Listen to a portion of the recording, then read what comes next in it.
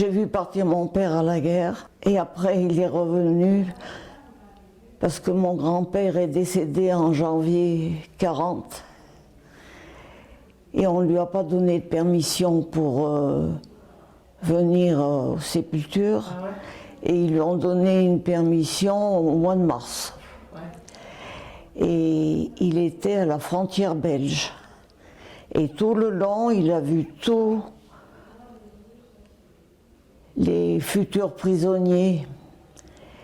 Et il s'est dit, moi je ne reviendrai pas. Et il est rentré dans le maquis.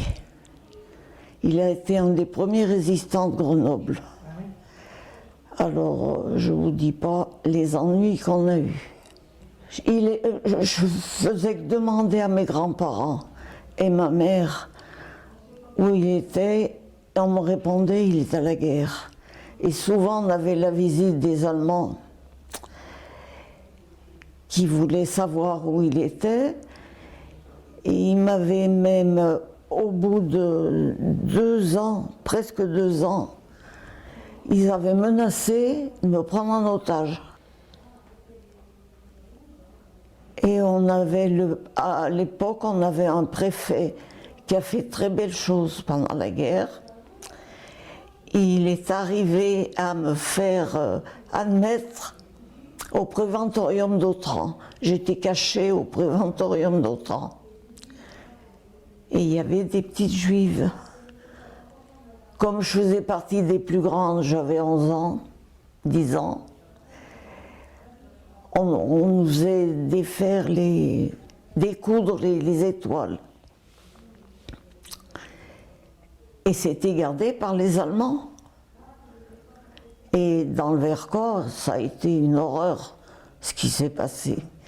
Et la libération d'Autran a eu lieu avant celle de Grenoble.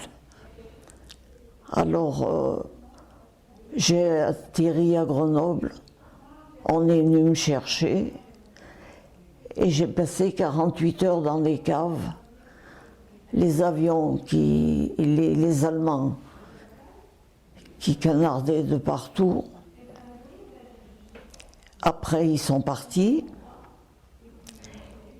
Et de nouveau, on entend la sirène, et on nous dit il faut vite repartir aux abris, les Allemands reviennent. Et finalement, ils sont arrêtés à Visil. Et après, ça a été la libération. Mais ça a été, on ne peut pas dire, la folie. On n'entendait plus les cloches. Il y avait les cloches, les sirènes, tout le monde s'embrassait. C'était beau. Et il y avait un drapeau allemand qui partait de la Bastille. Il y avait une croix gammée qui devait faire je ne sais pas combien de mètres, jusqu'en bas.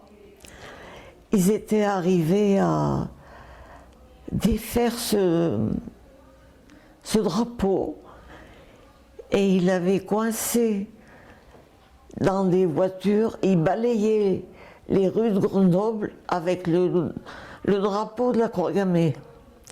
Ça m'est resté. J'ai tout le temps.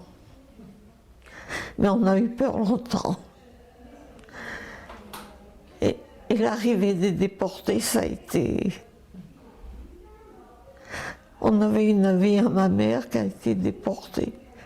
Elle n'avait plus de famille, plus personne. Elle a atterri chez nous. Et ça a été affreux.